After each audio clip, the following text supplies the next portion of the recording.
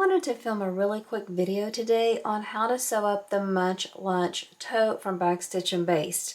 Now, I have done a full tutorial on this pattern, but this is a pattern I keep coming back to. I just enjoy sewing it. I think it's really cute, but I also think it has more ways to use it than just for lunch bags.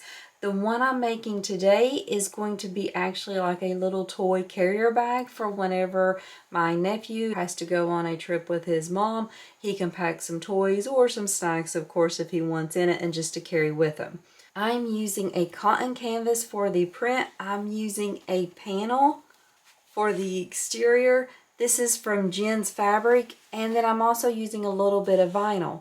The only thing I've done off camera is get everything cut, and I did add some foam to a couple of the key pieces, and I added a small tag. In this video, I just kind of want to highlight how quick this comes together if you need a last minute gift or if you just have some pretty fabric you want to have fun with. What I do is I print this pattern out on cardstock, a heavy cardstock. After I print it out, I'll make some notes on the pattern pieces. For example, this pattern does have a strap bar that goes across. If you want on your pattern piece, you can make those marks. You could write in how far in from the edges or how far from the center the straps go. If you want to make any adjustments, you write that all on your pattern piece. Then you don't even need to open the pattern because this is a basic construction. You can write everything down, just grab that out, cut it out. It's so quick. For this one, I'm not even looking at the pattern measurements for the handle and strap bar placement because I have a panel. I know I'm placing that up a little farther because I don't want to cut off any of my panel. I'm not going to go over all the pieces. I'm trying to keep this video very simple, very quick. So let's just go ahead and get started sewing. Like I said, I'm using a panel for my exterior. For this one, I do have an interface with the foam. It is kept out of the seam allowance. I'm going to be using webbing for the straps and the strap bar that goes across. I made a couple of marks before I got on camera, just so I kind of know basic where I wanted to place everything. This is the way I'm doing the handles. I made a center mark, and then I just kind of measured out how far I wanted that to be from that center mark. I can see that I need to push this one up just a little bit, and I'm just eyeballing to make sure this looks about straight. What I want is for when this strap bar to go across, that my handles are right in the middle of that so they get caught by that first row of stitching here, but it's not peeking down below the other part. Just going to sew across these a few times. I am using thread from Wizardry. I have recently discovered them thanks to my friend. I really love everything they have. I've been using a lot of their variegated thread. This is variegated candy corn, and I just think it's beautiful. I'm going to do the same thing with that strap placement on this one. I'm just going to check the placement on these. Looks good. Now that I have these handles on, make sure your handles aren't twisted when you put them on. Go ahead and grab out the strap bar. Yours could be a vinyl, a cotton woven, whatever you want. I'm using webbing just because it's quick and easy. I'm going to place in the marks that I made previously. The way I determine my marks is not by the pattern, like I said. It is by the placement of my panel. Now all I do is sew across this strap bar to connect it. You can sew 2 rows of stitches top and bottom, or you could even sew 4 if you wanted to.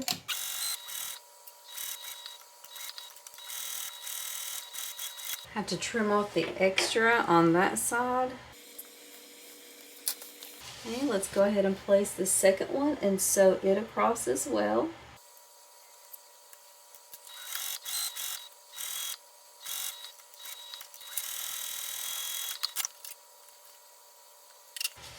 Once you have these pieces complete, we're going to go ahead and pull out that linings and go ahead and attach them. This is a bound bag, so that's the next step we do. This bag has plenty of room for you to do some additional features. If you would want to add some mesh pockets, clear vinyl pockets, whatever. What I'm going to do is I'm going to take one of these exterior pieces, place a lining piece wrong sides together and just add a few clips, and then I'm just going to baste these together. When you're basting, make sure you don't baste your handles, of course. Keep them out of the way while you're sewing it. Whenever I'm basting anything with foam, I make sure I put a lot of pressure while I'm doing it so that it kind of stays flat and helps avoid that kind of bubbling or rippling that sometimes happens when you're adding foam to a bag.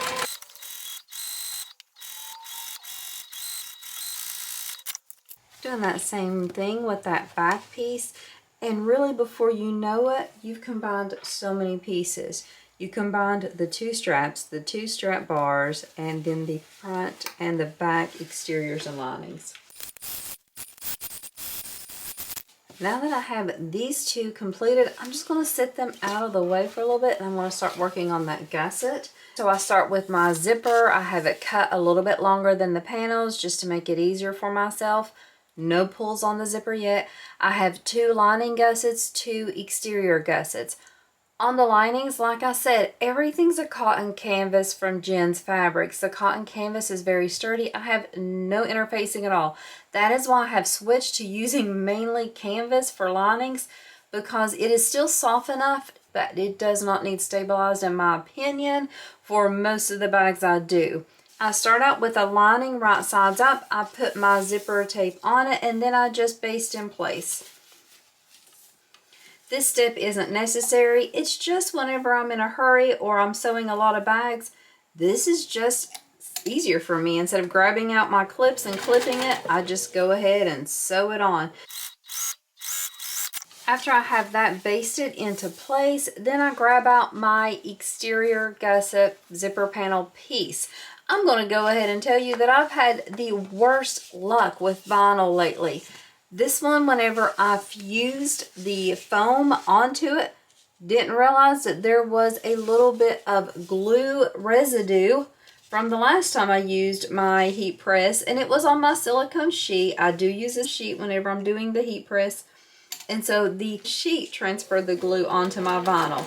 If you watched one of my other videos recently, I had a lot of black marks on the vinyl from my heat press.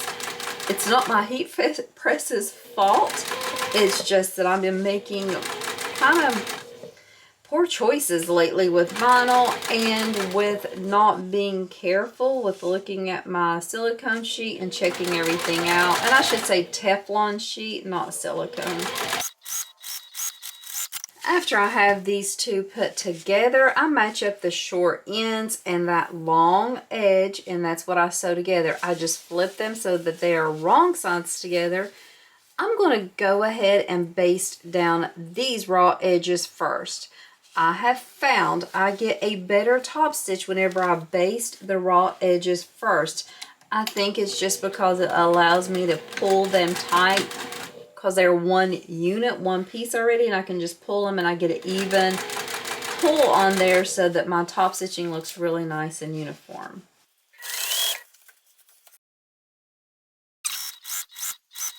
Now that I have those pieces attached, I am just going to start top stitching, and I'm going to be using quite a bit of pressure. I'm pushing down with this hand, I'm pulling with this hand just to make for sure I get a really nice top stitch that I like. When you're top stitching, if you find you don't like the way your stitches are looking, try using more layers. I know it sounds kind of crazy, but whenever you sew through just two like really thin layers, your stitches won't look as nice as when you sew through a few thicker layers, in my opinion, or at least that's how my machine works. I can get a better looking stitch whenever I have everything stabilized really nice. Look at those stitches. That candy corn variegated thread from Wizardy is just so much fun to use.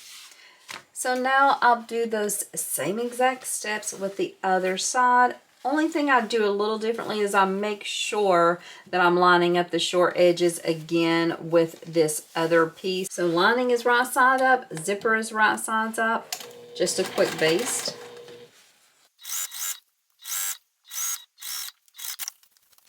Put that other exterior piece on, right sides together.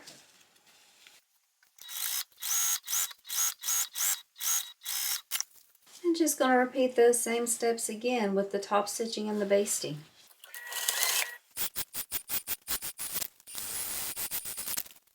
Grab out your 2 zipper pulls, and then I'm also going to grab out 2 pieces of webbing that I'm using to make the little pull tabs. This is just to help open and close this bag. This type of shape of bag, it's sometimes hard to open and close it, and I love when a designer puts in pull tabs. I typically will add them anyway just because it's easier.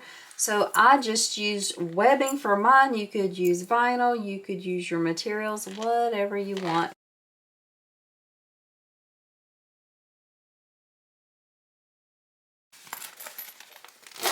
I just put those pulls in the middle, and then I take this piece of webbing, I just have it folded, and I'm going to baste it in place. I'll just have just a slight, maybe 1/4 of an inch of overhang there, and then I'm just going to baste that in place. Make sure that you have the folded edge towards the zipper pulls.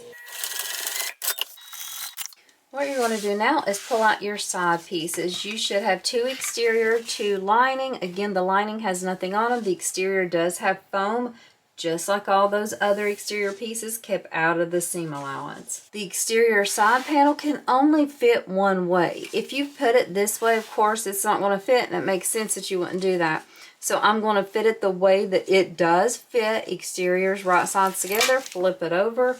My linings are going to be right sides together. My print is directional, so I want to make sure that I orientate it the right way when I flip it down.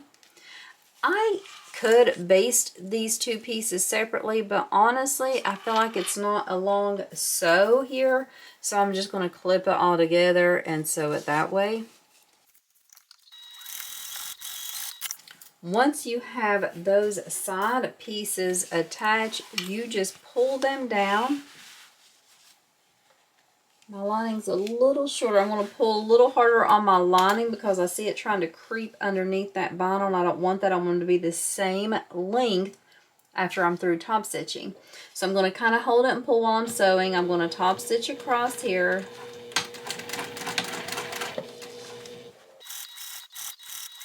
Again, look at that variegated thread. Sorry, this is the first time I'm using this color. I'm just loving it. Do the same thing for that other side.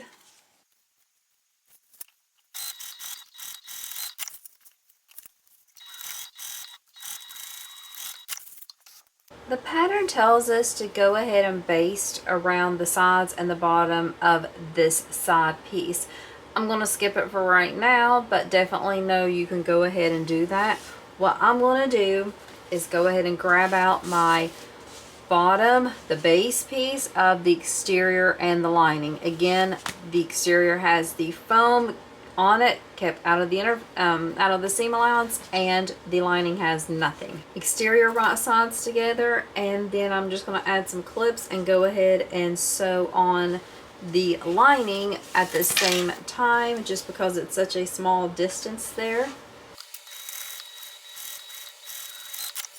After you have that side sewn together, go ahead and pull your exterior lining base wrong sides together, flip it over so that you can top stitch on that exterior piece. So now what you do, let me show that. So here is that big long piece, here is the base. We're going to take this raw edge, this unsewn edge of the base, flip it all the way over to the other unsewn side or bottom of the side piece. A little confusing, but you're just putting the 2 unsewn areas together to make like a full loop. So right now I'm just doing exterior to exterior, but I also have this lining piece that I need to get over here. So let's go ahead and clip that all together. So you can see that I have the exteriors together, but I also need to get this lining piece all the way over here. You can do it all kinds of ways. You can roll it up and fold it. You can make it a nice little burrito, but what I usually will do is just kind of fold it a little, and then I'll pull that out so that I can get some extra room in there. It does make it kind of tight, a little bit tricky, but it's not bad. As long as you know where everything's going, you can get it to match up. So So I'm just going to sew now with that full seam allowance given in the pattern. If I see anything shifting, I will kind of correct it here, like if I see the lining or the exterior not being in a proper line, like right here you can see, let me get a little closer. So right here I see it slipping, so I just pull it up and make sure I keep it all evenly attached. Now that I have everything sewn together, my gusset's going to be a loop. Now I'm going to go back, I'm going to baste the sides and do that final row of top stitching. So basting the sides, I'm just going to do all the way down through all the sides. Then I'll come back and do that last row of top stitching on the bottom or the base piece.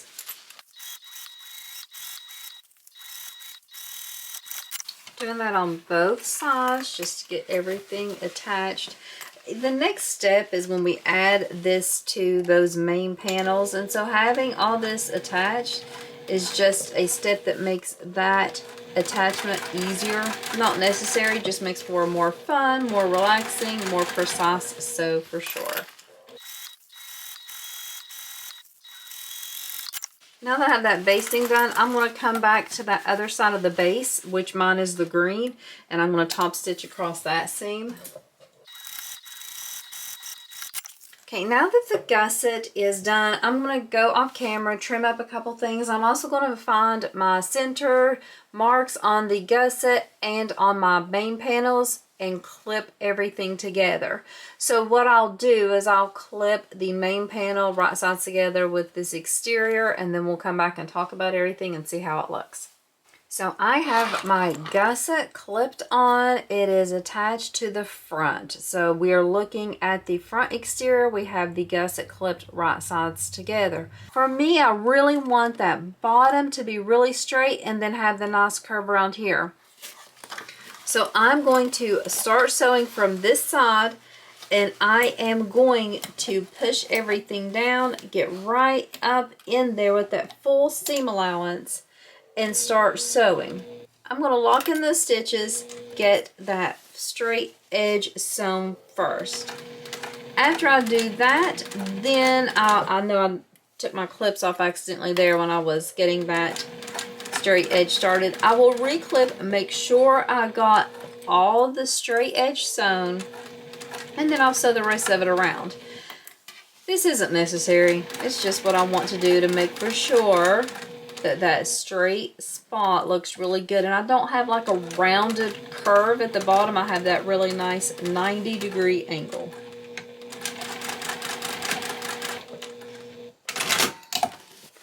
Okay, so now that I have that straight edge sewn, what I could do now is go all the way around with the seam allowance and get everything attached there.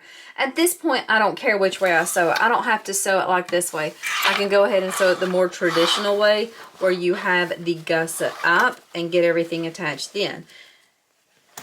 At this point, I probably won't sew all the rest of this on camera. I will probably do the binding and the other side off camera, just so this video doesn't get too long and you guys get frustrated watching the whole thing.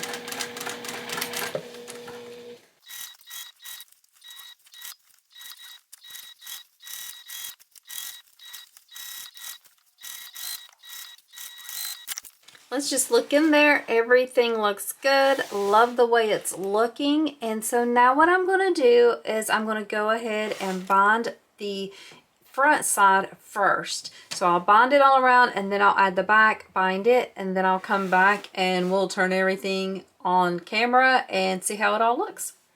So I have everything put together, I have the bag bound, and honestly, if the exterior looks anywhere near as cute as the interior does, I'm good. Look at my binding. I used ribbon, I've been using that a lot, and I found some with leaf prints that match this almost exactly. I could not have asked for it to match any better. Super cute, I love it. So now let's turn it right sides out, and let's hope that I did a good job with getting my corners really nice and getting everything shaped properly, and that I don't have any problems with it. Oh my gosh, I Love it. It's so cute. I love the way it turned out. I love the choice of materials. I love the panel, and the thread even is just amazing. Now I definitely need to do some shaping. What I'll do is I'll use my big clips I have to clip all around these seams to kind of get it to poke out really good. It always, like, when you bind a bag, you need to put those clips on there to kind of just teach it the way you want it to lay and get that really nice finish on it. Do have some problems with my vinyl from that glue. Not a problem with the pattern of the bag.